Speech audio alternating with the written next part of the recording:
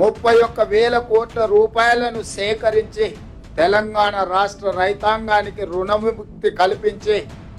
31,000 కోట్ల రూపాయలను సేకరించి 31,000 కోట్ల రూపాయలను సేకరించి తెలంగాణ రాష్ట్ర రైతాంగానికి రుణ విముక్తి కల్పించి ఇయాలటికి 18,000 కోట్ల రూపాయలు ఇయాల రైతుల ఖాతాలో మనం వేయడం జరుగుతుంది. జూలై 18న మొదలు పెడితే ఇయాల 15 ఆగస్టు, సరిగ్గా 27 రోజుల్లో 18,000 కోట్ల రూపాయలు రైతుల ఖాతాలోకి బదిలీ చేసిన ప్రభుత్వం